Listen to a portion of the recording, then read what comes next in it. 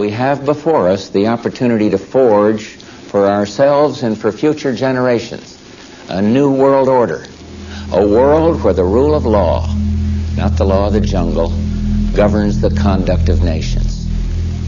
When we are successful, and we will be, we have a real chance at this new world order, an order in which a credible United Nations can use its peacekeeping role to fulfill the promise and vision of the UN's founders.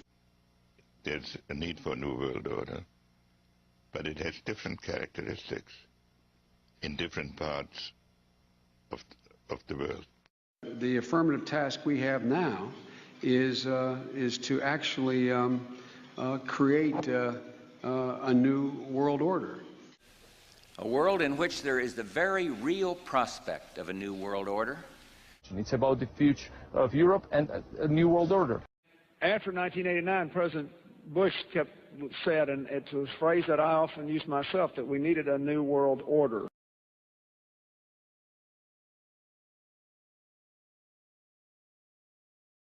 And the hope that each of us has to build a new world order.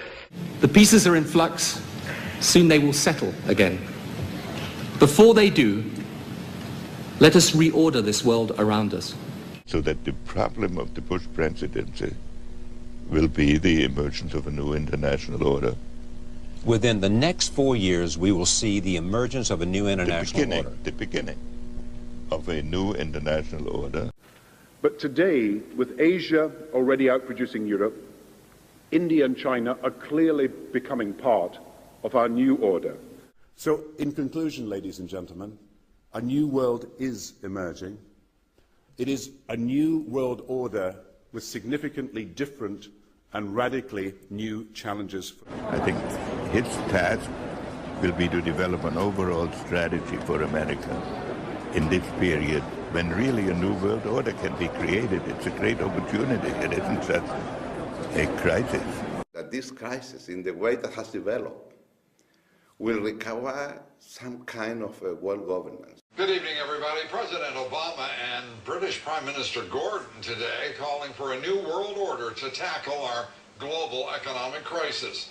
And the president outlined his vision of a new world order in which the U.S. would participate fully. We've got to give them a stake in creating the kind of world order that I think all of us would like to see. So I see a world order in the future with a multipolar world order. I think a new world order is emerging, and with it the foundations of a new and progressive era of international cooperation.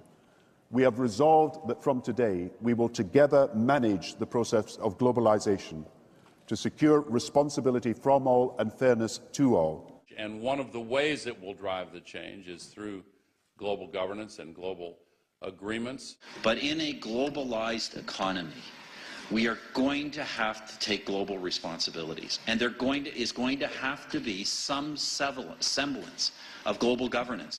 Never before has a new world order had to be assembled from so many different perceptions or on so global a scale.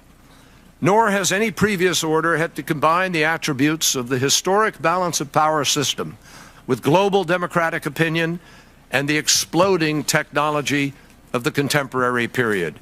There also exists an extraordinary opportunity to form for the first time in history a truly global society. Well, during the conflict with Saddam Hussein, which he handled so superbly in a short-term sense, but he kept talking about a new world order. And then President Bush, at the end of that war, promised he would give 4 graduation addresses, 4 commencement addresses, describing that new world order and what America's role was going to be in it. It turned out he gave one of those addresses and canceled the other 3 and talked about something else.